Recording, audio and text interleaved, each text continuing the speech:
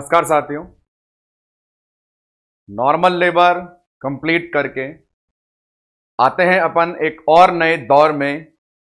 Associate है इसी female की लाइफ जर्नी के साथ में जो स्टार्ट करी थी हमने फर्टिलाइजेशन से। एक फीमेल की जर्नी प्रेगनेंसी को लेकर जो चलती है वो लेबर के बाद पोस्टपार्टम या सामने अवेलेबल जो बोर्ड पर हेडिंग है परपेरियम पे आकर कंप्लीट होती है। जिस प्रकार प्रेगनेंसी के ड्यूरेशन में अपन नाम लेते हैं तीन: antenatal, intranatal, postnatal. Antepartum, intrapartum, postpartum. उस कैटेगरी में हमने प्रेगनेंसी वाले डेज और नॉर्मल लेबर वाली कंप्लीट जर्नी को कवर कर लिया है। अब जो हमारे पास रिमेनिंग टाइम ड्यूरेशन है वो एक पोस्टपार्टम का पीरियड है। ये पोस्टपार्टम पीरियड भी एक फिक्स ड्यूरेशन दी जाती है, मदर को टाइम दिया जाता है जिसमें आफ्टर डिलीवरी वो खुद को वापस उसी कंडीशन में लेके चली जाए जब वो एक नॉर्मल फीमेल की तरह सरवाइव करती थी। आज का लेक्चर जो अपन डिस्कस करेंगे वो नॉर्मल पोस्टपार्टम वाले चेंजेस को लेकर बात करेंगे। जहां मैंने फोकस किया शब्द नॉर्मल पे, तो 100% आने वाले लेक्चर्स में एबनॉर्मलिटी की बात भी अपन करने वाले हैं। पर फिलहाल आज के लेक्चर की शुरुआत नॉर्मल पोस्टपार्टम से बात करते हैं। इसके शुरुआत के परिचय से, इंट्रो से। इसको खुद को इंट्रोड्यूस होने में जिन शब्दों की मदद होती है वो सामने बोर्ड पर अवेलेबल है, आपको दिखाई दे रहे हैं। और बहुत अच्छी बात यह है कि इसी परिचय से ही अपन कम से कम 2 MCQ बना के ले जाएंगे सिर्फ इसके इंट्रो से। तो आइए बात करें इसके इंट्रो को प्रेजेंट करने के लिए क्या टर्म सामने बोर्ड पे अवेलेबल है। सबसे पहले बोर्ड पे लिखा हुआ है ड्यूरेशन। तो ड्यूरेशन की बात मैं बताऊं आपको, तो पोस्टपार्टम भी एक समय का दौर है, यह भी एक दौर है, वो भी एक दौर था। प्रेगनेंसी 9 महीने का दौर था जो चला गया। लेबर भी 4 स्टेजेस अलग अलग ड्यूरेशन की थी, वो भी कंप्लीट हुई। और अब यह पोस्टपार्टम भी एक समय की ड्यूरेशन है। कुछ समय दिया गया है जिसमें फीमेल की बॉडी से डिमांड है कि वापस से रीसेट होकर के वो नॉर्मल लाइफ में आ जाए। दिन, महीने, सप्ताह के हिसाब से बात करूं, जहां प्रेगनेंसी 280 दिन, 9 महीने 40 वीक की होती थी, वहीं पोस्टपार्टम भी 42 दिन, 1.5 महीने या 6 वीक, 3 तरीके से बताते हैं कि ड्यूरेशन का होता है। तो आते हैं सबसे पहले इसकी ड्यूरेशन पे। सामने बोर्ड पे लिखा हुआ है, मैं उसे लिख देता हूं। ड्यूरेशन दिनों में बोलेंगे तो दिन अपने पास है 42। मंथ में बोलेंगे तो मंथ है अपने पास 1.5, 1.5। वीक की बात करें तो अपने पास वीक है 6 वीक। यह जनरल इंफॉर्मेशन है, तो छोटा मोटा MCQ कहीं बने तो हम जवाब दे पाएंगे। कोई विशेष MCQ इससे नहीं है, जनरल इंफॉर्मेशन कि समय का ड्यूरेशन कितना है। आते हैं नेक्स्ट वन पे। अगली टर्म जो लिखी हुई है स्टार्ट, ये कहां से होता है? तो ये वो लाइन है जो आपके पास इस लेक्चर के इंट्रो के पहले MCQ को लेकर प्रेजेंट होगी। शुरू कहां से होता है? चलिए सबसे पहले मैं एक सवाल पूछ लेता हूं जो आपकी कंपटीशन गाइड है PR यादव साहब की, उसमें मेंशन किया हुआ है। पहले MCQ, बाद में उसका मैं हिंट दूंगा आपको। MCQ है सिर्फ 2 ऑप्शन के साथ। पोस्टपार्टम कब स्टार्ट होता है? पहला MCQ आफ्टर डिलीवरी। दूसरा ऑप्शन आफ्टर लेबर। सिर्फ 2 यहां पे ऑप्शन दे रहा हूं मैं आपको। पोस्टपार्टम कहां से स्टार्ट होता है, आफ्टर डिलीवरी या आफ्टर लेबर?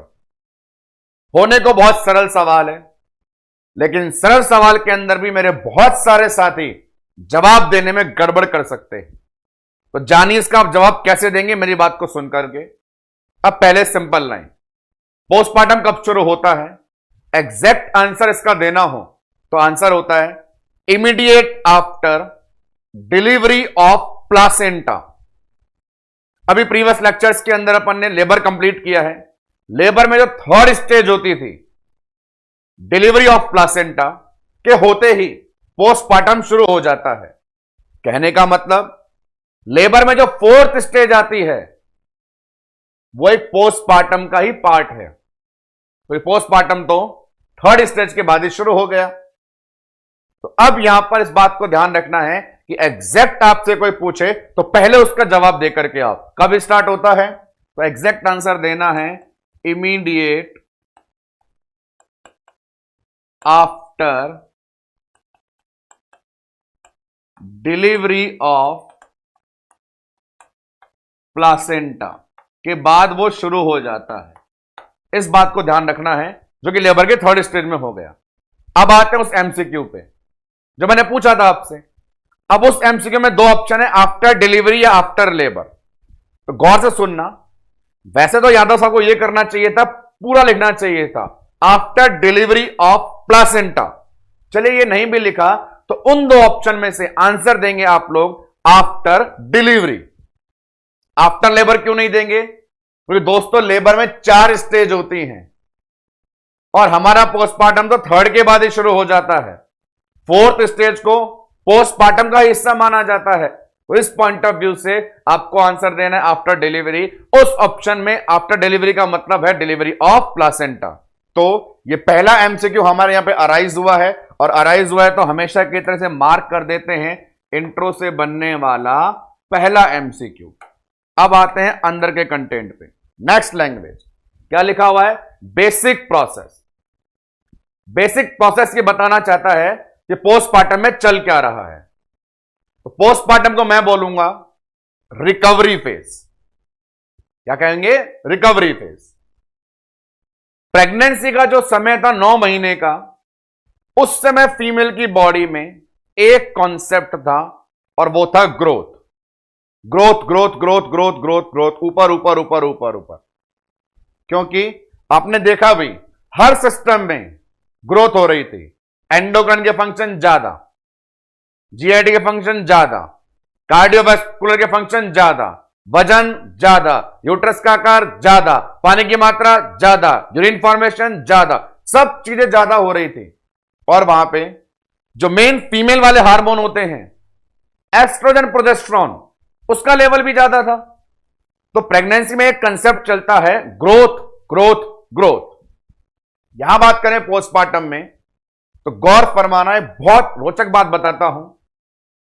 पोस्टमार्टम ही फीमेल की लाइफ में एक ऐसा समय है जब उसके यूट्रस में 2 लेयर है। नॉर्मल फीमेल हो या प्रेग्नेंट फीमेल हो, उसके यूट्रस में 3 लेयर होती हैं। नॉर्मल फीमेल के यूट्रस में 3, endometrium, myometrium, perimetrium. Pregnant female के यूट्रस में 3, डेसिडुआ, मायोमेट्रियम, पेरीमेट्रियम। पर पोस्टमार्टम में जो डेसिडुआ थी वो प्लासेंटा के साथ ही बाहर चली गई और यूट्रस में केवल 2 परत बच गई, पेरीमेट्रियम, मायोमेट्रियम, नहीं है एंडोमेट्रियम। और क्योंकि एंडोमेट्रियम ही एक ऐसी लेयर है जो हार्मोन एस्ट्रोजन प्रोजेस्टेरोन को फंक्शन प्लेस प्रोवाइड करती है, तो जब परत ही नहीं तो हार्मोन भी नहीं, और फीमेल में हार्मोन नहीं तो एक कंसेप्ट चलता है लो हार्मोनल लेवल, और लो हार्मोनल लेवल के चलते पूरे शरीर में एक ही काम होता है, डैमेज डैमेज डैमेज। तो कहने का मतलब जहां प्रेगनेंसी में कंसेप्ट ग्रोथ का था वहां पोस्टमार्टम में कॉन्सेप्ट डैमेज का होगा। पोस्टमार्टम में सारी चीजें नीचे नीचे नीचे नीचे नीचे, वजन कम करो, पानी कम करो, यूरिन फॉर्मेशन कम करो, यूट्रस का आकार कम करो, सर्वाइकल डायलेशन कम करो, हर चीज कम कम कर रहे हैं। तो फंडामेंटल प्रोसेस डैमेज का है। तो लिख देता हूं बेसिक प्रोसेस जो चल रहा है वो डैमेज है। और यही वो समय है जहां पे हमारे परिचय का दूसरा एमसीक्यू आने वाला है। और वो क्या? सब जगह डैमेज है एक को छोड़ करके, एक जगह को छोड़ करके। और वो जगह कौन सी है? वो जगह ब्रेस्ट, मेमोरी ग्लैंड। क्योंकि पोस्टमार्टम में चलने वाला सबसे बड़ा प्रोग्राम जो होता है वो है लैक्टेशन। 9 महीने जिस संतान को आपने गर्भ में पाला आज उसे जन्म के बाद दूध पिलाना आपका प्राथमिक अधिकार है।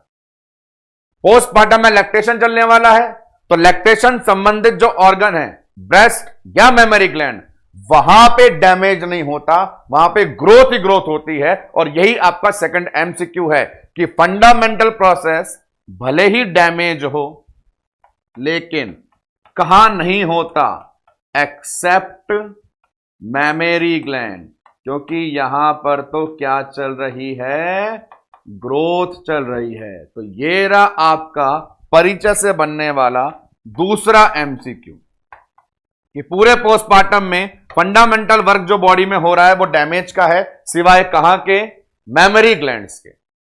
चलिए लास्ट में एक टर्म आती है इन्वॉल्यूशन। अब इन्वॉल्यूशन क्या है उसे सुनना।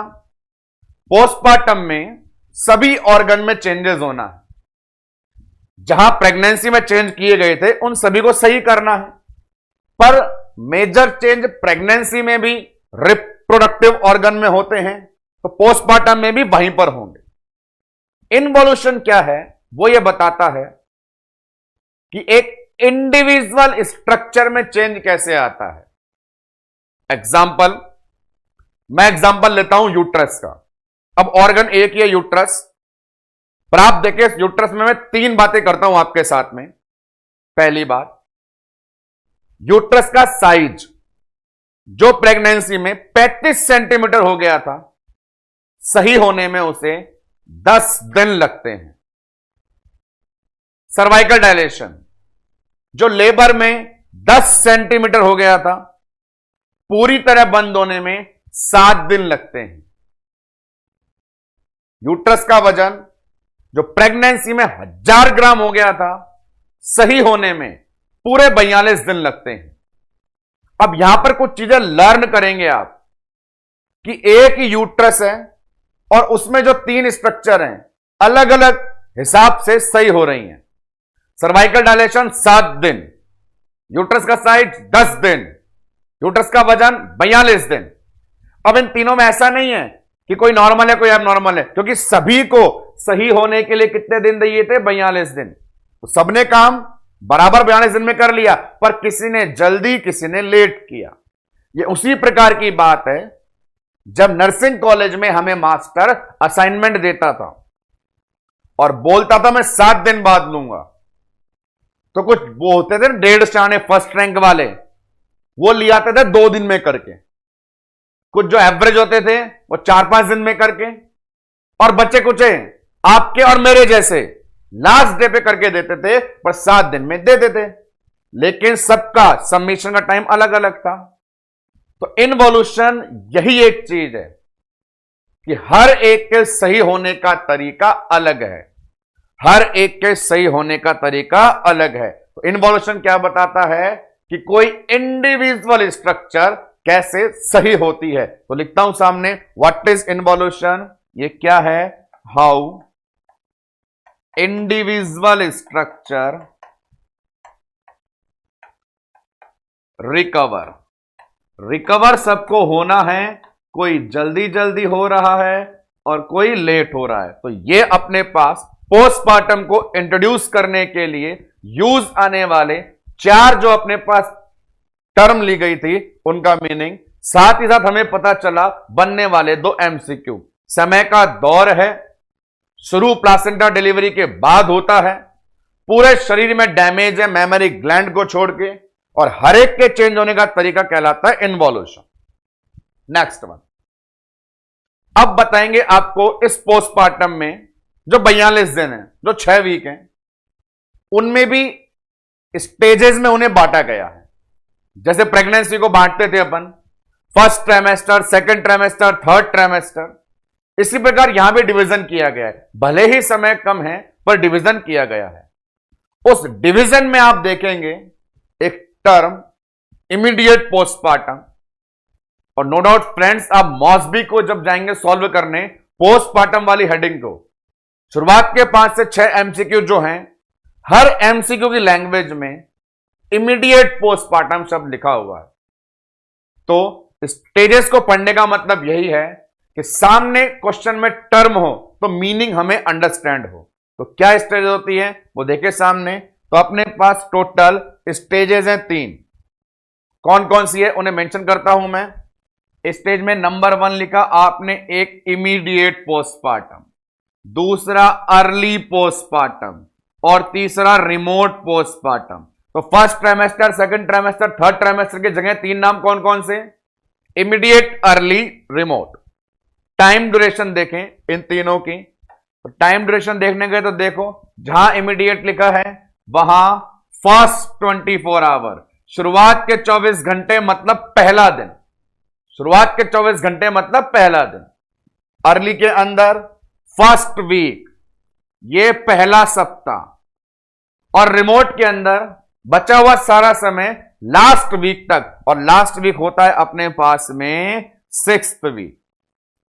तो ये टेबल सामने बोर्ड पर पे देख करके आप लर्न करेंगे 3 टाइम ड्यूरेशन कौन कौन सी हैं और उन्हें कौन कौन से वीक में कैटेगराइज किया गया है। जहां इमीडिएट पोस्टपार्टम शुरुआत के 24 घंटे वाला है, जहां अर्ली पोस्टपार्टम पहले वीक वाला है, और बचा हुआ सारा समय रिमोट का है।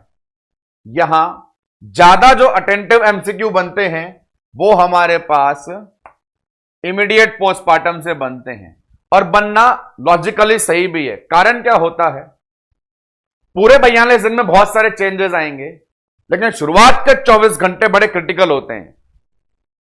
शुरुआत के 24 घंटे में मदर को ब्लीडिंग कंट्रोल हुई या नहीं, शुरुआत के 24 घंटे में मदर ने लैक्टेशन स्टार्ट किया या नहीं, शुरुआत के 24 घंटे में मदर ने गैस पास करी या नहीं, यूरिन पास किया या नहीं, ये सारी चीजें, स्वैलोविंग करी या नहीं। तो कई सारे वाइटल क्रिटिकल ऑब्जर्वेशन जो होते हैं शुरुआत के 24 घंटे में किए जाते हैं, और शुरुआत के 24 घंटे ही बता देते हैं कि आगे प्रोग्रेस कैसे रहने वाली है। यह समय सही निकला मतलब आगे भी सकुशल निकल जाएगा, और यही प्रॉब्लम है मतलब आपको रिस्क है। तो सामने देखें आप स्टेजेस, 3 नाम उनके, immediate postpartum, early postpartum, remote postpartum. फिर एक बार फोकस करो, मॉसबी के क्वेश्चन की लैंग्वेज सॉल्व हो जाएगी जब इमीडिएट पोस्टपार्टम का मीनिंग आपको क्लियर हो पाएगा। तो यहां तक इस पोस्टपार्टम का परिचय देने के बाद बताऊंगा कि मैं आज के लेक्चर में क्या कंटेंट लाया हूं आपके लिए रिलेटेड टू पोस्टपार्टम, और वो कंटेंट है फिजियोलॉजिकल चेंजेस। एक समय था जब फिजियोलॉजिकल चेंजेस प्रेगनेंसी में पड़ रहे थे, पूरे शरीर में, रिप्रोडक्टिव में, वेट गेन वाले, कार्डियोवैस्कुलर वाले, जीआईटी वाले। एक समय यहां पर भी है, पर क्योंकि ये पूरा पोस्टपार्टम ही 1.5 महीने का है तो चेंजेस इतने ज्यादा नहीं है। जो चेंजेस हैं मेजर पढ़ने आपको 3, सिर्फ 3। जितने एमसीक्यू बनने की प्रोबेबिलिटी है, संभावना है, इन 3 चेंजेस में ही फिनिश हो जाएगी। और यही 3 चेंजेस आज के कंप्लीट लेक्चर में आपको डिलीवर किए जाएंगे। कौन है वो 3? Number 1 uterine changes, number 2 vaginal changes. जो वेजाइनल चेंजेस हैं उन्हें नाम दिया जाता है लॉकिया। लॉकिया बोल देते हैं, लॉचिया बोल देते हैं, आप जैसे प्रोनाउंस करना चाहे कर देना, अपन लॉकिया कर देंगे। Vaginal changes lochia. तीसरा ब्रेस्ट चेंजेस, जहां नाम लेंगे अपन लैक्टेशन का। तो 3 चेंजेस पढ़ने हैं, यूटेराइन चेंजेस, लॉकिया और लैक्टेशन। और इन्हीं 3 को पढ़ाने का मकसद है आज का कंप्लीट लेक्चर। आते हैं उस कैटेगरी में। नंबर 1 चेंजेस क्या है, बोर्ड पर हेडिंग अवेलेबल, यूटेराइन चेंजेस। अब यहां गौर देखेंगे आप, जितनी लाइनें सामने बोर्ड पे लिखूंगा इसके रिगार्डिंग हर लाइन से एमसीक्यू है। 4 लिखी तो 4 लाइन से एमसीक्यू, 10 लिखी तो 10 एमसीक्यू। जितनी लाइन लिखूंगा हर लाइन से एमसीक्यू है। पर मजे की बात यह है कि 3 एमसीक्यू तो अपन जानते हैं। इनवॉल्यूशन में हमने ऐसा एग्जाम्पल सेलेक्ट किया, यूटेराइन चेंजेस आपके दिमाग में आने से पहले फिट किया। वो 3 कौन कौन से थे? यूट्रस का साइज, वजन, सर्वाइकल डायलेशन। आपको सिखाया आकार 10 दिन में, डायलेशन 7 दिन में, वजन 42 दिन में। तो ये 3 बातें जान चुके हैं, 3 एमसीक्यू याद कर चुके हैं। एक बार बोर्ड पे लिख देते हैं उनको, देखिएगा फोकस करके। तो अपन शुरू करते हैं यूट्रस के अंदर इसका साइज, साइज के अलावा बोल सकते हैं सर्वाइकल डायलेशन, और सर्वाइकल डायलेशन के अलावा बात कर सकते हैं यूट्रस के वजन का। कब कब सही हुए थे बता दिया, वो भी लिख देते हैं। साइज बराबर 10 दिन में सही, सर्वाइकल डायलेशन पोस्टमार्टम में 7 दिन में सही, और वजन लेता है पूरे 42 दिन। तो ये 3 एमसीक्यू आपको एग्जाम्पल में दिए गए इन्वोल्यूशन में सामने भी आ गए। यहां पर मैंने फाइनल रिजल्ट लिखा है, नहीं तो क्या होता है दोस्तों, डिटेल बहुत बड़ी होती है। जैसे साइज की बात करूं, साइज में बोलते हैं हार्मोन के जाने से प्रोटियोलाइसिस होता है, वाटर मेटाबॉलिज्म होता है, 24 घंटे बाद अम्लाइकस पे होता है, डेली 1.25 सेंटीमीटर या आधा इंच की स्पीड से गिरता है और 10 दिन में ठिकाने पहुंच जाता है। तो जमाना स्मार्ट हो चुका है, एग्जामिनर भी फाइनल रिजल्ट को पूछता है तो वो सामने लिखा है। ऐसे ही cervical dilation immediate after delivery, जैसे प्लासेंटा बाहर निकलता है हाफ हो जाता है, फुल होता है 10 सेंटीमीटर, हाफ 5 सेंटीमीटर मतलब 2 फिंगर हो जाता है, और फिर उसे पूरा बंद होने में 7 दिन लगते हैं। तो मैंने रिजल्ट लिखा है पूरा कब बंद होगा, 7 दिन में। वजन इसके लिए भी बोलते हैं, प्रेगनेंसी में 1000 ग्राम, 1 वीक के बाद 500 ग्राम, 2 वीक के बाद 300 ग्राम, ऐसे करते करते 6 वीक के बाद 60 ग्राम। तो मैंने फिर फाइनल आंसर लिखा है पूरे 42 दिन, क्योंकि सवाल बनने की गुंजाइश यही है। तो 3 एमसीक्यू यूटेराइन चेंजेस से, तीनों हमें आते हैं, बड़ी खुशी की बात है। अब एक छोटी सी चीज, साइज 10 दिन में सही होता है, 10 दिन ऑप्शन में ढूंढना है। बाई चांस किसी एग्जाम के एमसीक्यू में 10 दिन लिखा ना मिले, वहां आंसर दें 2 वीक का। पहली बात तो प्रायोरिटी बेस 10 दिन ही आंसर देके आना है। इन केस आपको नहीं मिलता तो ही आपको आंसर देके आना है 2 week, otherwise your answer will be 10 day. 3 changes. अब इस 3 चेंज के बाद एक और चेंज इंपॉर्टेंट है, वो मैं बता देता हूं। 3 तो हमें याद थे जो लिख दिए, एक और विशेष, और वो नाम पहले सामने बोर्ड पर, वो नाम है एंडोमेट्रियम। ये बड़ी स्पेशल चीज है, और ये एंडोमेट्रियम आपको यूट्रस में दिखाई देगी पूरी तरह कब, 42 दिन के बाद, 42 डेज के बाद। याद कीजिए मैंने बताया आपको, एक नॉर्मल फीमेल में और प्रेग्नेंट फीमेल में यूट्रस के अंदर 3 लेयर होती हैं। नॉर्मल फीमेल में endometrium, myometrium, perimetrium. Pregnant female में डेसिडुआ, मायोमेट्रियम, पेरीमेट्रियम। पोस्टमार्टम में मायोमेट्रियम, पेरीमेट्रियम। कौन नहीं है एंडोमेट्रियम? तो सवाल बनता है कि उस फीमेल को एंडोमेट्रियम कब बनेगी? जवाब 42 दिन, 6 वीक के बाद। और फिर इससे क्रॉस क्वेश्चन बनते हैं, क्या पोस्टमार्टम में साइकिल आती है? नहीं, क्योंकि no endometrium no cycle. Cycle तभी आएगी जब एंडोमेट्रियम तैयार होगी, और वो तैयार होती है 6 वीक के बाद। तो ये अपने आप में एक बहुत स्ट्रॉन्ग एमसीक्यू है। आगे इसका रिजल्ट पता चलेगा आपको जब अपन कॉन्ट्रासेप्शन वाली बातें करेंगे कि पोस्टमार्टम वाली मदर को साइकिल नहीं आती है क्योंकि उसकी एंडोमेट्रियम 6 वीक से पहले नहीं बनती है। एक बात ये थे अपने पास सारे यूटेराइन चेंज। बात करते हैं नंबर 2 वजाइनल चेंज की, और उस वजाइनल चेंज को अपन नाम देंगे लॉकिया। अब लॉकिया के बारे में इसका सारा बही खाता सामने खोलते हैं अपन पॉइंट टू पॉइंट। जैसे क्या होता है, कहां से आता है, क्या लाता है, कितने दिन के लिए, कितनी मात्रा में, नेचर में कैसा, स्मेल में कैसा, ये सारे छोटे छोटे छोटे छोटे पॉइंट्स बनते हैं लॉकिया के लिए।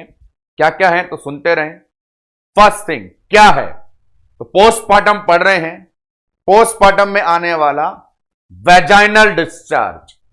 सिर्फ सरल बोलें, व्हाट इज लॉकिया? जवाब, इट इज वैजाइनल डिस्चार्ज, जो बोला बोर्ड पे लिखा। तो आपको बोला कि लोकिया क्या होता है, तो बड़ा सिंपल बोल देना कि लोकिया वैजाइनल डिस्चार्ज होता है। अब आगे अगला पूछेगा कि वैजाइनल डिस्चार्ज जो है कहां से आता है। तो देखो दोस्तों, वैजाइना तो एक रास्ता है मटेरियल बाहर निकालने के लिए, बाकी डिस्चार्ज गंदगी वहीं से आ रही है जहां से कंप्लीट डिलीवरी हुई है यूटेराइन कैविटी में। यूटेराइन कैविटी खाली हो जाती है लेबर के बाद, तो पूरी तरह खाली हुई या नहीं, जो भी बचा कुचा है उसे भी बाहर निकाला जाता है। अब यूट्रस से बाहर निकलेगा, नहीं सर्विक्स होगी, वो भी रास्ते में आएगा, और लास्ट में वैजाइना। तो ये सब क्या कहलाते हैं, ओरिजिन। कहां से आया, यूट्रस से आया, सर्विक्स में कुछ पड़ा था तो उसे भी ले आया, वैजाइना में कुछ बच गया था तो उसे भी ले आया, यहां से निकल करके डिस्चार्ज बाहर आया। तो ओरिजिन कहां से, तो नाम देंगे यूट्रस, सर्विक्स, वैजाइना, रास्ते में आने वाले तीनों सिपाहियों का। तो लिख देते हैं ओरिजिन। तो ओरिजिन कहां कहां से, यूट्रस से, सर्विक्स से और वैजाइना से। नेक्स्ट वन, यहां से आया, क्या लाया, क्या लाया का मतलब है कंटेंट और कंपोजिशन।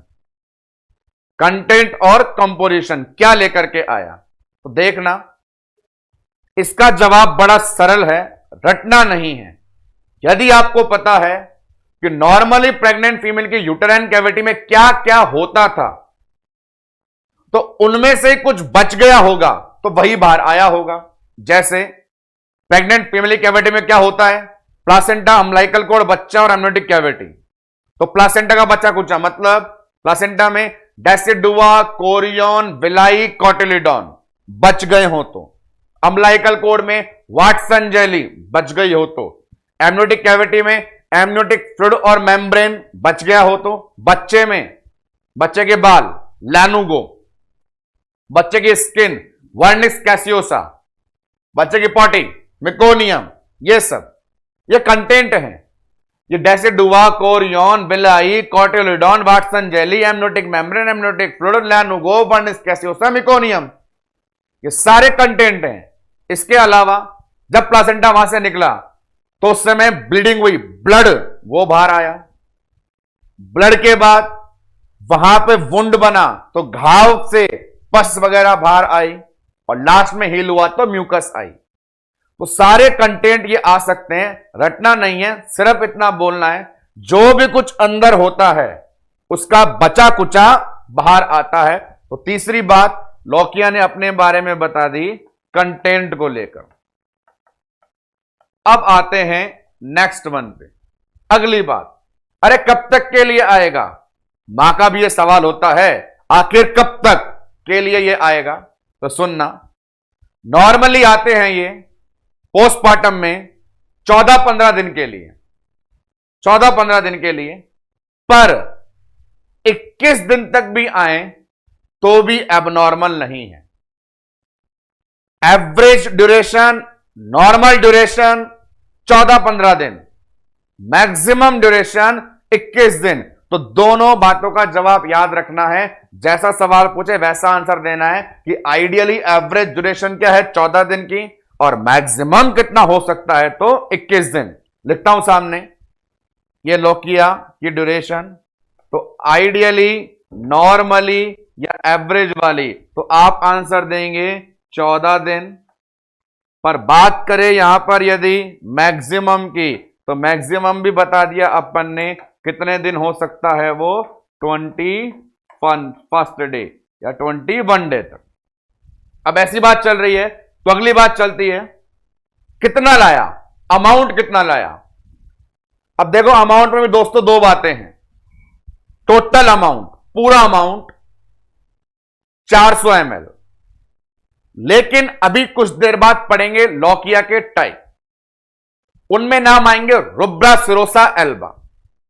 रुब्रा मिलेगा शुरू के 4 दिन वाला, जिसमें ब्लड कंटेंट ज्यादा होता है। बात समझिएगा, इन 14 दिनों के डिस्चार्ज में शुरुआत के जो 4 दिन होते हैं उनमें मैक्सिमम जितना भी रिमेनिंग होता है वो ब्लड लॉस होता है। वो वाला टाइम क्रिटिकल है क्योंकि ब्लड निकल रहा है। बाद में तो केवल डिस्चार्ज में म्यूकस वाटर निकलेगा तो चिंता की बात नहीं है। तो शुरुआत में कितना निकला वो ज्यादा इंपॉर्टेंट है। और हमने लेबर में पढ़ भी लिया है कि आइडियली एवरेजली एक फीमेल को 100 से 250 ml का लॉस होता है।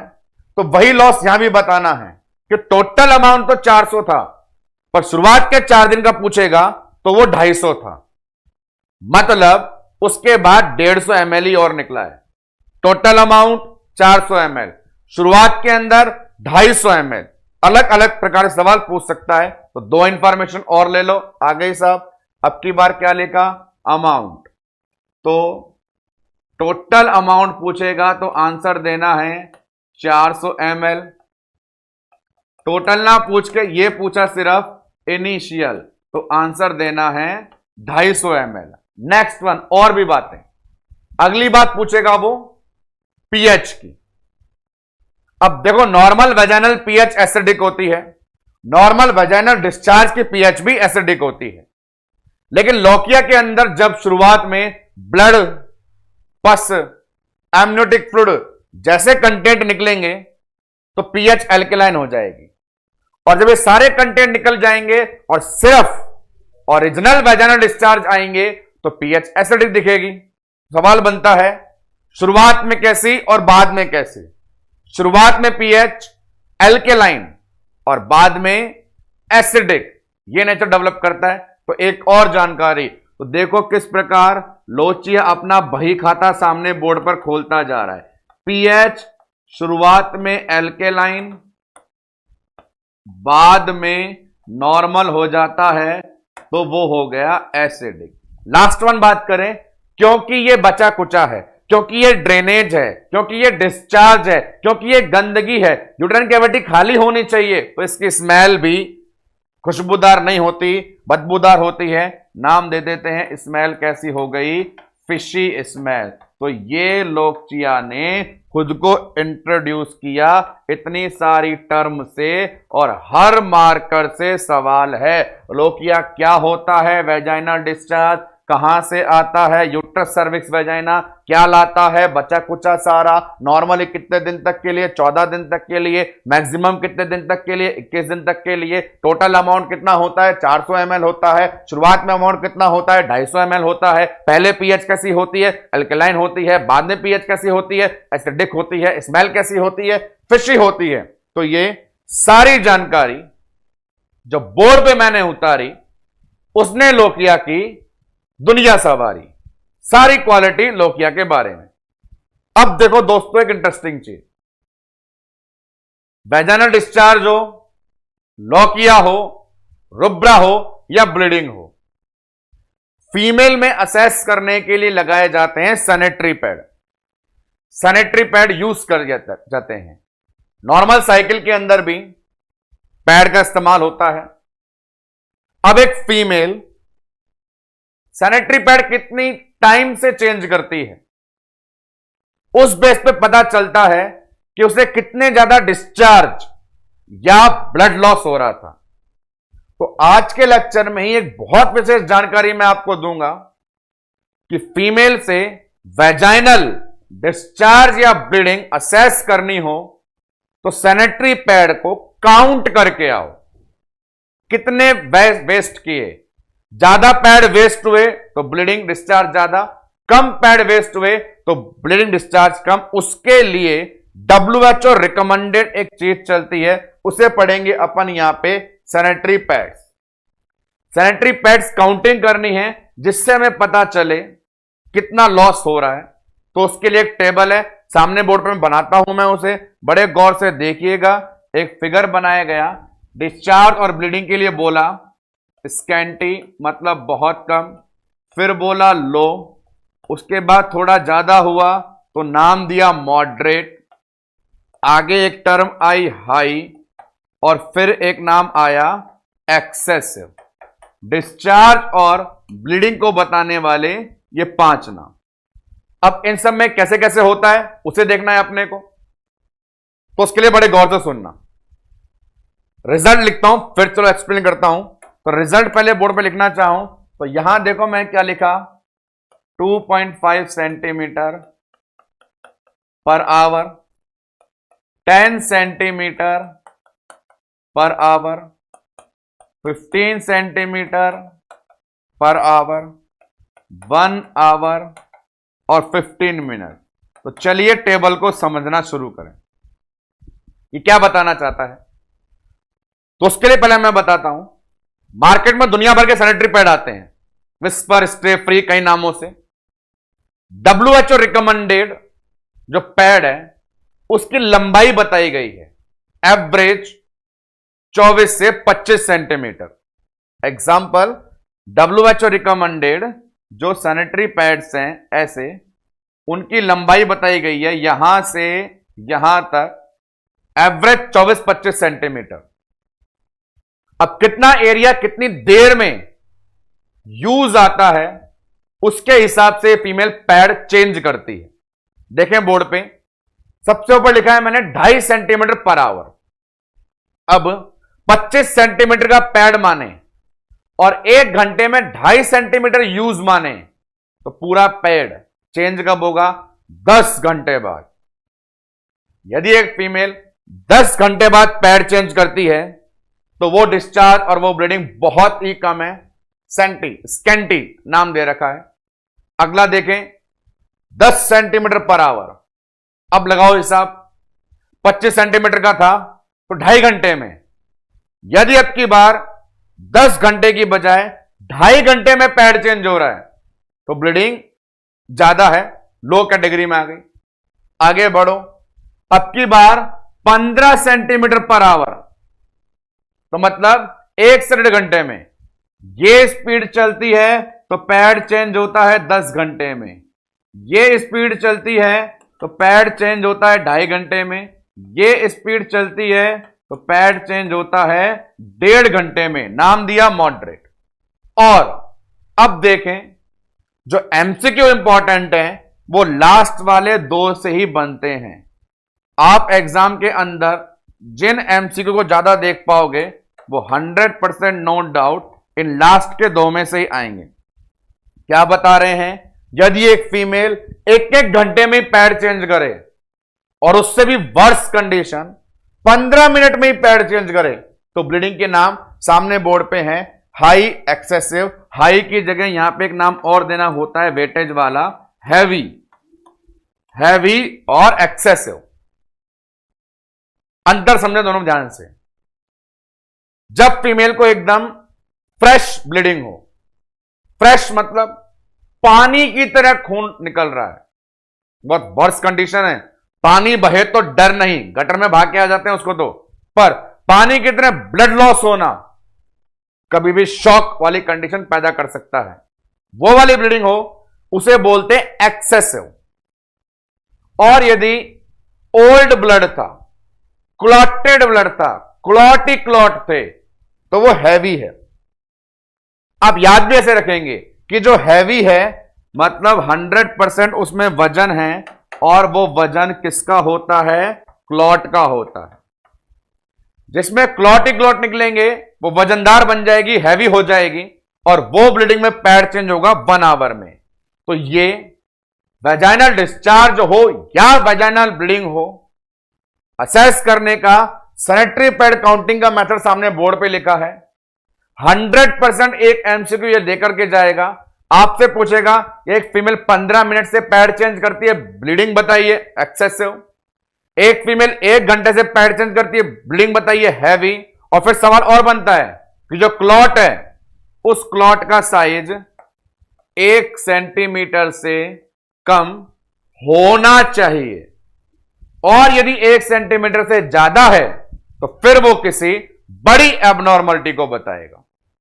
तो ये लॉकिया का डिस्चार्ज का काउंटिंग मेथड।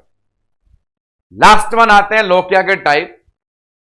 उनमें सबसे जरूरी है आपको उनके नाम पता हो, कलर पता हो, ड्यूरेशन पता हो। चौथे सवाल की गुंजाइश बचेगी नहीं जब 3 चीज पता होंगी। Rubra serosa alba, red, pink, white, 1 से 4, 5 से 9, 10 से 14, सामने बोर्ड पर प्रेजेंटेशन अवेलेबल है। टाइम ड्यूरेशन थोड़ा सा करेक्शन कर देता हूं, जो एग्जैक्ट होनी चाहिए 1 से 4, 5 से 9 और ये सही लिखा हुआ है 10 से 14। 3 बातें पूरी करनी है। देखें, नंबर वन हमें नाम पता हो, सिर्फ 3 होते हैं, रुब्रा, सिरोसा, एल्बा। कलर देखें, कलर पता होना चाहिए, तो colour rubra red, serosa pink, Elba white. हमें ड्यूरेशन पता होनी चाहिए, रुब्रा 1 से 4, सिरोसा 5 से 9, एल्बा 10 से 14। तो ये लौकिया से बनने वाला थर्ड एमसीक्यू का एरिया है, जहां पे हमें टाइप्स में उनके नाम, कलर और ड्यूरेशन पता हो। इतना पता होना कंपलसरी है, rubra, serosa, alba, red, pink, white, 1 से 4, 5 से 9, 10 से 14। चौथा सवाल जो बनता है वो कंटेंट को लेकर के। अब कंटेंट सामने बोर्ड पर दिए गए हैं, पर मैं जैसे बता रहा हूं उसे ध्यान सुनिएगा। यदि कंटेंट में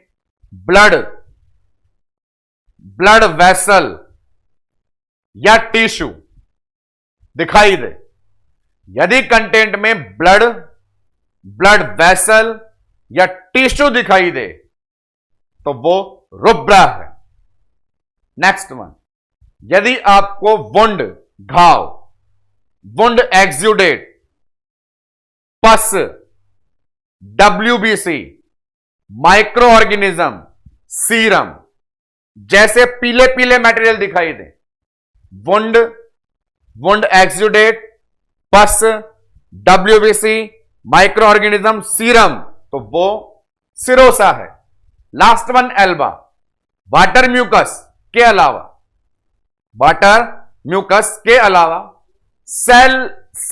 सेल लिखा हुआ कोई कंटेंट है, तो सेल में 90% वाटर होता है, तो आंसर एल्बा देना है।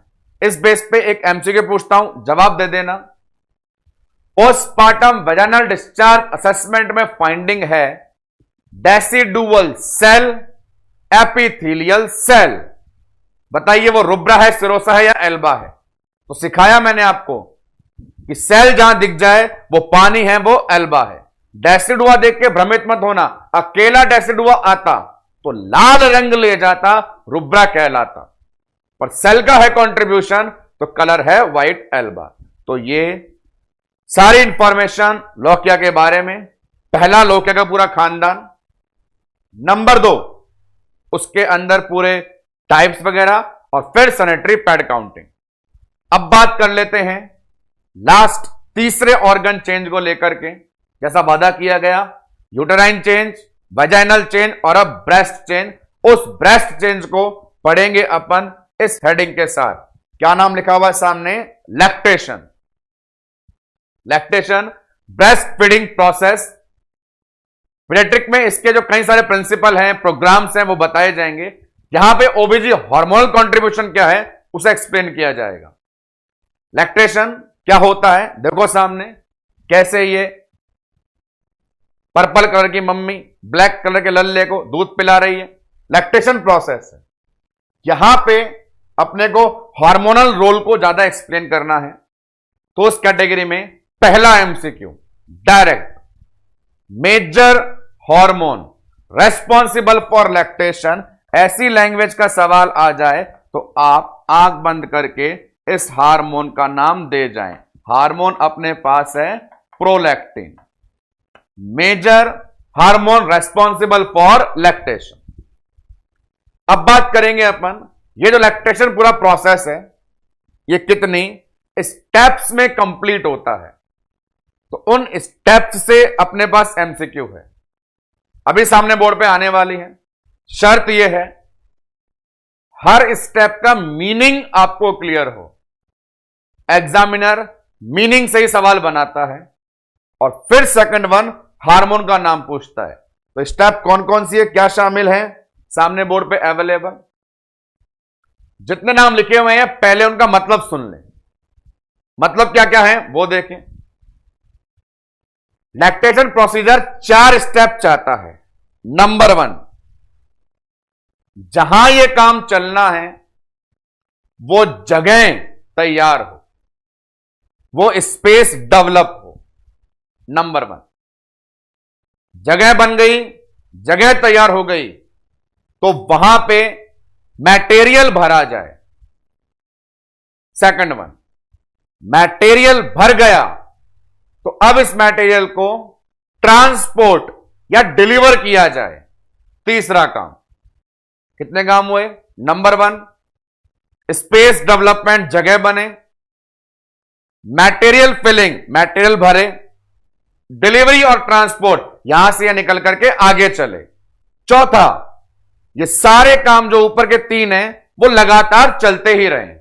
तो अब एकदम सिंपल लैंग्वेज बताऊं, जगह का बनना मैमोजेनेसिस, मटेरियल का भरना लैक्टोजेनेसिस, मटेरियल ट्रांसपोर्ट डिलीवर होना गैलेक्टोकाइनेसिस, और तीनों का काम एक साथ चलना गैलेक्टोपोएसिस। सरल लैंग्वेज से ये 4 चीजें। अब टेक्निकल टर्म जो आती है उनका यूज अपन लेना शुरू करेंगे। तो 4 स्टेप होती है, मैमोजेनेसिस, लैक्टोजेनेसिस, गैलेक्टोकाइनेस, गैलेक्टोपोएसिस। 1 बाय 1 शुरू करते हैं। नंबर 1, मैमोजेनेसिस, क्या बोला? जगह बने। तो लैक्टेशन संबंधित ऑर्गन है ब्रेस्ट, मेमोरी ग्लैंड, वो तैयार होना। तो टर्म है growth and development of mammary gland. तो नंबर 1 सामने बोर्ड पे जो अवेलेबल है वहां लिखेंगे अपन ग्रोथ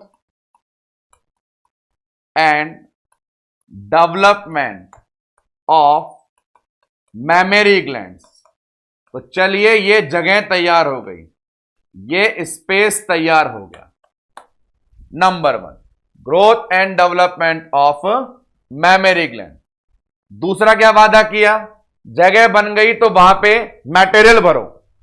मटेरियल क्या है? मिल्क भरो, भरने वाला काम लैंग्वेज है। Synthesis and secretion of milk into alveoli, synthesis and secretion of milk into alveoli, material भरना लैक्टोजेनेसिस। टर्म लिखते हैं यहां पे बोर्ड पे, ये हुआ सिंथेसिस ऑब्लिक सिक्रिएशन, मटेरियल का नाम मिल्क, और कहां भरे? मेमोरी ग्लैंड में मिलने वाली एल्वियोलाइज के अंदर भरे। Synthesis and secretion of milk into alveoli, material filling हो गई, 2 काम हो गए। अब आगे तीसरा वादा क्या था? ये जो मटेरियल है ये डिलीवर हो, ट्रांसपोर्ट हो, वहां पहुंचे जहां जाना है। तो ये मिल्क मां को मेमोरी ग्लैंड में भर के पहुंचाना कहां पर है? बच्चे के पास। तो बच्चे के पास जाना, डिलीवर होना, ट्रांसपोर्ट होना। बहुत इंपॉर्टेंट टर्म है, एमसीक्यू कैटेगरी की से आ रही है सामने, टर्म है इजेक्शन ऑफ मिल्क। ये कई बार एग्जाम में डायरेक्टली हिट किया हुआ स्टेटमेंट है, इजेक्शन ऑफ मिल्क। टर्म है गैलेक्टोकाइनेसिस। इजेक्शन का मतलब बाहर निकलना और काइनेसिस का मतलब मूवमेंट होना। चौथी टर्म क्या थी? ये तीनों काम लगातार चलते रहें, और लगातार चलते रहें उसके लिए लैंग्वेज है maintenance of lactation, maintenance of lactation. तो चलिए, अपने पास ये 4 टर्म। तो सबसे पहला वादा आपसे था हमारा कि लैक्टेशन प्रोसेस के अंदर जितने भी स्टेप्स इन्वॉल्व हो रही हैं उनका नाम और मीनिंग हमें क्लियर हो। 100% एग्जाम में एमसीक्यू टर्म या मीनिंग से पूछेगा। जैसे आपको बोलेगा इजेक्शन ऑफ मिल्क क्या कहलाता है? जवाब गैलेक्टोकाइनेसिस। मेंटेनेंस ऑफ लैक्टेशन क्या कहलाता है? जवाब galactopoiesis. Synthesis and secretion of milk क्या कहलाता है? लैक्टोजेनेसिस। तो आपसे किसी भी कैटेगरी से सवाल पूछा जा सकता है। अब देखते हैं हार्मोनल रोल को। बड़ी इंटरेस्टिंग चीज है। ऊपर के जो 2 नाम लिखे हैं, मैमोजेनेसिस और लैक्टोजेनेसिस, ये काम कराए जाते हैं एस्ट्रोजन प्रोजेस्टेरोन के द्वारा। तभी तो अपन ने प्रेगनेंसी में लर्न किया था, हमने देखा भी था कि लैक्टेशन होना पोस्टपार्टम में है, बच्चा दूध पिएगा पोस्टपार्टम में, पर उसकी प्रिपरेशन अपन ने प्रेगनेंसी में की थी एचपीएल हार्मोन के द्वारा, और हमने कंप्लेंट भी देखी थी, कई बार एंटीनेटल मदर को ब्रेस्ट से कोलेस्ट्रॉल निकलने लग जाता था, उसे क्लियर करने के लिए स्ट्राइल वाटर बताया था, ऑयल बेस यूज नहीं करना, वो सब समझाया था। तो ये बात ऐसी है कि प्रिपरेशन ऐसा नहीं है अचानक पोस्टमार्टम में हुई है, प्रेगनेंसी में स्टार्ट की गई है। लेकिन मजे की बात ये, पोस्टमार्टम में एस्ट्रोजन प्रोजेस्टेरोन नहीं है, तो हर काम करने की जिम्मेदारी उसी को दी जाएगी जो लैक्टेशन संभालता है, हार्मोन प्रोलैक्टिन। तो ऊपर वाली टर्म जवाब देना शुरू करेंगे बैक टू बैक। इसके लिए जिम्मेदार अपने पास कौन हुआ? प्रोलैक्टिन।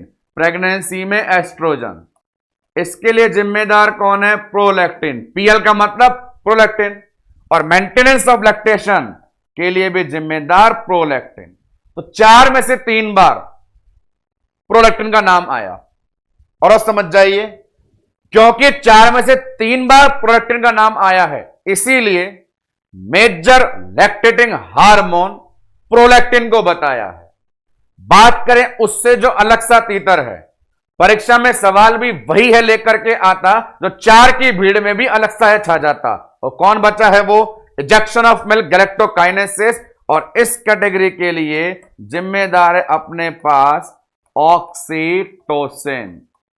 जी हां, अब आपको लैक्टेशन में हर इंडिविजुअल स्टेप का हार्मोन पूछे तो वहां पता चलेगा। Step number 3 galactokinesis, ejection of milk term आए तो हार्मोन ऑक्सीटोसिन है। इसके अलावा कुछ भी आ जाए, हार्मोन प्रोलैक्टिन है। इस बात को आपको ध्यान रखना है। यह अपने पास इन्वॉल्व 4 बेसिक स्टेप से regarding the procedure of lactation. बात करते हैं लैक्टेशन से एसोसिएट एक बहुत ही अच्छे रिलेशन की, जिस रिलेशन को सामने बोर्ड पर बताना चाहूंगा मैं इस नाम से। हेडिंग है कॉन्ट्रासेप्शन। अब कॉन्ट्रासेप्शन एडवाइस तक पहुंचने से पहले यहां पे बहुत सारे बेसिक रिलेशन आपको समझने हैं। सबसे पहले एक बोर्ड पे लाइन लिख रहा हूं, उसका मीनिंग देखेंगे आप किस प्रकार से लिखी गई है। एक तरफ लिखता हूं मैं लैक्टेशन और एक तरफ लिखा ओव्यूलेशन, और दोनों के बीच कराई तकरार और लग गया विरोध का निशान। इस मीनिंग का, इस लाइन का मीनिंग अंडरस्टैंड करें, बड़ा सरल निकल के आएगा। Lactation inhibit ovulation. Lactation inhibit ovulation. जो फीमेल लैक्टेटिंग है, जो ब्रेस्ट फीड करवाती हैं, जहां पर लैक्टेशन मैकेनिज्म चलती है, वहां पे ओव्यूलेशन वाला काम नहीं होता। और इसको एक्सप्लेन करते हैं हार्मोनल इंटरेक्शन से। लैक्टेशन का हार्मोन प्रोलैक्टिन, ओव्यूलेशन का हार्मोन एफएसएच एलएच। सो मैकेनिज्म होती है, फार्मा में भी आप पढ़ेंगे डिटेल के अंदर। मैकेनिज्म है प्रोलैक्टिन इनहिबिट या prolactin have negative feedback over GnRH. Prolactin negative feedback दिखाता है जीएनआरएच को, वो जीएनआरएच जो पिट्यूटरी को स्टिमुलेट करके एफएसएच-एलएच निकालता था। मतलब ये प्रोलैक्टिन एफएसएच-एलएच को निकलने नहीं देता, एक्टिविटी नहीं करने देता। उसको आप इस रिलेशन से लिख सकते हैं। अब देखिए सामने, इसका हार्मोन बता दिया आपने प्रोलैक्टिन, और ओव्यूलेशन वाले बता दिए एफएसएच और एलएच, और उनके अंदर भी लड़ाई करवा दी, निशान बन गया ये। तो सेम मैकेनिज्म जो ऊपर है उसे ये चीज आपको बता दी गई। प्रोलैक्टिन, एफएसएच-एलएच, लैक्टेशन और ओव्यूलेशन, ये चीज जानना जरूरी है। इस चीज को ध्यान से समझेंगे तो एक बात के बारे में ज्ञान लेके जाएंगे। वो क्या? पोस्टमार्टम में जो मदर्स बच्चे को फीड कराती हैं, जो बच्चे को दूध पिलाती हैं, अपने शरीर में प्रोलैक्टिन का लेवल हाई कर जाती हैं और उन्हें मेंस्ट्रुअल साइकिल और ओव्यूलेशन जैसे झंझट नहीं होते हैं। इसीलिए ब्रेस्ट फीडिंग को नेचुरल कॉन्ट्रासेप्टिव भी कहा जाता है। भाई कॉन्ट्रासेप्शन इंसान कब यूज लेता है? जब उसे ओव्यूलेशन का डर होता है, और जब दूध पिलाएंगे तो ओव्यूलेशन का डर ही नहीं है तो कॉन्ट्रासेप्शन से मतलब नहीं है। तो ये नेचुरल कॉन्ट्रासेप्शन। अब करते हैं एक मजेदार बात, एक स्पेशल नाम को लेकर के। एक महिला हमारे पास ऐसी है, एक मां हमारे पास ऐसी है जिसका नाम बोर्ड पे लिखता हूं, क्या है देखते ही समझना। उस मम्मी का नाम है नॉन लैक्टेटिंग मदर की कंडीशन बता रहा हूं मैं, कैसी है वो, नॉन लैक्टेटिंग। ये ऐसी मदर है जो बच्चे को फीड नहीं करवा रही है, या तो किसी कारण से या किसी कॉम्प्लिकेशन के चलते। अब जो फीड ही नहीं करवा रही है तो उसके बॉडी में ये गणित लागू नहीं होगी। उसका शरीर लैक्टेशन नहीं करवा रहा, उसका शरीर ओव्यूलेशन के लिए तैयार है। तो इस वाली पे आपको जाकर के कॉन्ट्रासेप्शन का ज्ञान बांट के आना पड़ेगा दोस्तों। ये वो फीमेल है जो लैक्टेशन नहीं करवा रही, जिसके बॉडी में प्रोलैक्टिन नहीं है, तो एफएसएच एलएच निकल सकता है। एफएसएच एलएच निकलने के लिए तैयार है, एकदम रेडी है ओवुलेशन के लिए, तो वहां आपको कॉन्ट्रासेप्टिव एडवाइस देनी पड़ेगी। पर जब भी ओवुलेशन वाली बात चलती है तो रिश्ते में इसके साथ मेंस्ट्रुअल साइकिल भी चलती है। तो बात करेंगे नॉन लैक्टेटिंग मदर में इन दो सीक्वेंस की। क्या सीक्वेंस है? नॉन लैक्टेटिंग में दो नाम लिखने हैं। एक नाम लिखना है आपको ओव्यूलेशन, और फीमेल में ओव्यूलेशन नहीं चलता बिना इसके कोऑर्डिनेशन के, तो नाम लिखना है आपको साइकिल। अब चीज समझनी है बड़े ध्यान से। ये नॉन लैक्टेटिंग वाली पूछ रही है, मैं बच्चे को दूध नहीं पिला रही हूं, क्या मेरे शरीर में कोई लफड़ा झपड़ा होगा साइकिल अंडे को लेकर के? तो उसे बताएंगे, उसे बोलेंगे आपके शरीर में ओव्यूलेशन आराम से हो सकता है, बिना किसी शर्त के हो सकता है, लेकिन कम से कम साइकिल तो उसमें ऐड कीजिए। और साइकिल वाली बात जब आती है तो एंडोमेट्रियम फर्स्ट रैंक पे जाती है। साइकिल कहती है जब तक एंडोमेट्रियम नहीं तब तक साइकिल नहीं। और एंडोमेट्रियम चाहे फीमेल लैक्टेटिंग हो या नॉन लैक्टेटिंग, चाहे मदर लैक्टेटिंग हो या नॉन लैक्टेटिंग, चाहे दूध पिलाती हो या नहीं पिलाती हो, वो 6 वीक से पहले आएगी नहीं। तो उस फीमेल को साइकिल कितने वीक से पहले नहीं आ सकती? 6 वीक से पहले नहीं आएगी। ये शर्त किसकी है? साइकिल की या ओव्यूलेशन की? साइकिल की। तो 6 वीक से पहले साइकिल आएगी नहीं, 6 वीक पे आएगी। और दोनों में रिश्ता होता है 14 दिन का, तो ओव्यूलेशन 14 दिन पहले। आंसर कितने वीक पे? 4 वीक पे। हमारी चिंता का विषय लैक्टेशन में लैक्टेटिंग मदर नहीं है, हमारी चिंता का विषय वो मदर है जो लैक्टेशन नहीं करवा रही हैं। उनके अंदर आपको बोलेंगे कि ओवुलेशन और साइकिल का क्या चेंज है, तो वहां बताएंगे साइकिल के लिए शर्त है 6 से पहले नहीं आएगी, ओवुलेशन की शर्त नहीं है, वो 4 वीक पे आ सकती है। अब इस इक्वेशन को देखकर रिजल्ट क्या निकलेगा, एक बहुत इंपॉर्टेंट। यहां देखें, अपन ने जनरली सुना भी है साइकिल के 14वें दिन ओवुलेशन, के 14 दिन बाद फिर साइकिल, वो मेंटेन है। पर पोस्टमार्टम ही एक ऐसा समय है जहां साइकिल से पहले ओवुलेशन हो रहा है। तो एक स्टेटमेंट निकल के आ रहा है, वो बड़ा इंपॉर्टेंट स्टेटमेंट है, आप भी जान लीजिए उसको। क्या है वो? ये लिखा मैंने, ovulation before menstruation. Ovulation before menstruation, this equation is only possible during the condition of postpartum।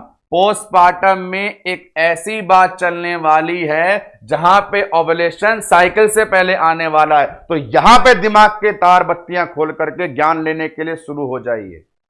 Non lactating वाली बोल रही है कि मेरे दूध को लफड़ा नहीं है तो मुझे कॉन्ट्रासेप्शन का ज्ञान दीजिए, तो उसे बताएंगे कि आपके शरीर में यह ध्यान रखना है कि वैसे हर एक कपल जब प्लान करता है कि उसे प्रेगनेंसी अवॉइड करनी है तो वो रिस्क डेज को कैलकुलेट करता है। 1 से 5 ब्लीडिंग डे, 6 सही है, 7 सही है, 8 सही है, 9 सही है, 10 सही है, अब आगे रिस्क डेज आने वाले हैं। तो वहां उसे ध्यान से बताना है कि ज्ञानी कैलेंडर की गणित यहां फेल हो जाएगी, क्योंकि अंडा साइकिल से पहले आएगा। उस बेस पे उसे एडवाइस देनी है। अब जब एडवाइस देनी होती है तो उसके लिए बना हुआ है एक बहुत इंपॉर्टेंट रूल ऑफ 3। एमएसएन में पढ़ते हैं बर्न के लिए रूल ऑफ 9, पीडियाट्रिक में पढ़ते हैं रूल ऑफ 5 और ओबीजी में कॉन्ट्रासेप्शन बांटते समय पढ़ रहे हैं रूल ऑफ 3। अब इसकी बात सुने, सारा कॉन्ट्रासेप्शन का ज्ञान नॉन लैक्टेटिंग को देना है, पर एक रिसर्च लैक्टेटिंग मदर के लिए भी कुछ बोल रही है। वो क्या कि नियम यह होना चाहिए, जो मां दूध पिलाती है, जो लैक्टेटिंग है, जब तक दूध पिलाती रहे, जब तक एक्सक्लूसिव फीडिंग करवाती रहे, तब तक वहां पे कोई भी ओवुलेशन जैसा काम नहीं होना चाहिए। पर उन फीमेल में भी 80% यह रिजल्ट है 3 महीने के बाद साइकिल आने का चांस बन ही जाता है। ये 3 आया इसलिए रूल ऑफ 3 बना। देखो इसकी डिटेल, रूल ऑफ 3 क्या बोल रहा है। तो यहां पे रूल ऑफ 3 2 में डिवाइड होगा। एक मदर कौन सी है जिसे सख्त जरूरत है कॉन्ट्रासेप्शन की, मरी रे मरी, बिना कॉन्ट्रासेप्शन के मरी। और ये वाली जो है आदर्शवादी परंतु 80% में आ गई, तो इसे भी चाहिए जुगाड़ वाली बातें। तो बात करेंगे नॉन लैक्टेटिंग मदर, इसे देना होता है आफ्टर 3 वीक कॉन्ट्रासेप्शन, और लैक्टेटिंग को देते हैं खतरा 3 महीने बाद, तो आफ्टर 3 मंथ। दोनों में 3-3 का बार नाम 2 बार आया, इसीलिए मेरा ये कॉन्ट्रासेप्शन रूल ऑफ 3 कहलाया। नॉन लैक्टेटिंग को एडवाइस दे रहे हैं अपन 3 वीक के बाद में, लैक्टेटिंग में रिस्क बन रहा है 3 महीने के बाद में। और ये सारी इंफॉर्मेशन है related to our topic lactation. क्या बात हुई, लैक्टेशन चलेगा तो ओवुलेशन नहीं चलेगा। प्रोलैक्टिन एफएसएच एलएच को इनहिबिट करेगा, लेकिन जो नॉन लैक्टेटिंग है उसमें प्रोलैक्टिन नहीं रहेगा, उसमें एफएसएच एलएच से ओवुलेशन होगा। ओवुलेशन साइकिल के 14 दिन पहले होगा, इसलिए लाइन आ गई ओवुलेशन बिफोर मेंस्ट्रुएशन। ऐसी महिलाओं को कॉन्ट्रासेप्शन देना है, रूल ऑफ 3 आ गया। इनके लिए आफ्टर 3 वीक शुरू हो जाना चाहिए, लेकिन लैक्टेटिंग मदर भी 80% में रिस्क बन जाता है, तो उनमें एडवाइस आफ्टर 3 मंथ। यहां तक के एडवाइस के साथ में लैक्टेशन वाले चेंजेस पूरे होते हैं, या यूं कहें जो आज अपन ने स्टार्टिंग में वादा किया कि नॉर्मल पोस्टपार्टम में 3 ऑर्गन चेंजेस अपन लेंगे इस लेक्चर में, वो तीनों यहां पे अपन ने डिस्कस किए। Number 1 uterine changes, number 2 vaginal changes, number 3 breast changes. आइए एक बार गो थ्रू हो जाएं कंप्लीट लेक्चर से। तो स्टार्ट करी गई यहां से नॉर्मल परपेरियम। इंट्रो से 2 एमसीक्यू। पहला एमसीक्यू शुरू होता है after delivery of placenta, mammary gland में डैमेज नहीं चलता है। Next one immediate early remote, question बन रहे हैं इमीडिएट से फर्स्ट 24 आवर। नेक्स्ट वन चारों लाइन से एमसीक्यू, ये विशेष एमसीक्यू 6 वीक से पहले कुछ नहीं भैया। आगे चले, लोकिया पूरा खानदान क्या है, कहां से आता है, क्या लेके आता है, आइडियल ड्यूरेशन और maximum duration, total amount, initial amount, pH, और फिर सैनिटरी पैड काउंटिंग। सवाल लास्ट के 2 से, हैवी और एक्सेसिव। हैवी में क्लॉट आएगा, क्लॉट के साइज से भी सवाल है। नेक्स्ट वन टाइप्स इसके, rubra serosa alba, red pink white, then duration. Further proceed किया लैक्टेशन में, मेजर हार्मोन प्रोलैक्टिन 4 स्टेप, सिर्फ थर्ड में ऑक्सीटोसिन, बाकी सब में प्रोलैक्टिन। इस बेस पे दिया ज्ञान पूरा कॉन्ट्रासेप्शन का। तो ये अपने पास आज का लेक्चर कंप्लीट इंफॉर्मेशन ट्रांसफर करता है नॉर्मल पोस्टपार्टम की। नेक्स्ट लेक्चर में पोस्टपार्टम कंटिन्यू रखेंगे, इसके और एस्पेक्ट को जानने के लिए, जिनमें इंक्लूड होंगी care point of view, abnormalities point of view. पर आज के लेक्चर में इतना ही, बाकी समाचार नेक्स्ट में। धन्यवाद।